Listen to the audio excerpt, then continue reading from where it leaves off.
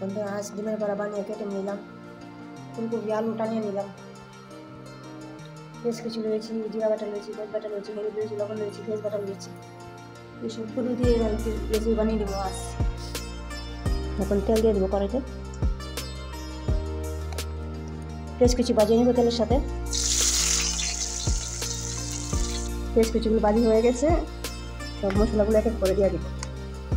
জিরা বাটা দিচ্ছি, মরিচ বাটা দিচ্ছি, হালকা পরিমাণ হলুদ দিয়ে দিয়েছি, হালকা পরিমাণ লবণ দিয়ে দিয়েছি, পেঁয়াজ বাটা দিচ্ছি। সব মশলাগুলো লাগিয়ে মিশিয়ে নেবো। এখন বানানো ফুলকপি আলু দিয়ে দেবো মশলার সাথে,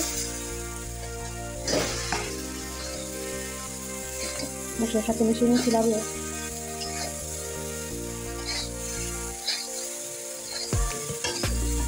হালকা পরিমাণ গুঁড়ো দিয়ে দেবো। এখন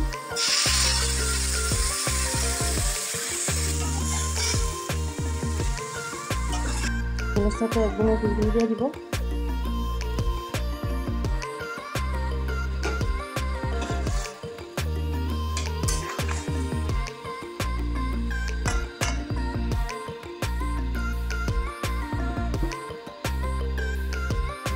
রেসিপিটা হয়ে গেছে, এখন নামিয়ে নেব।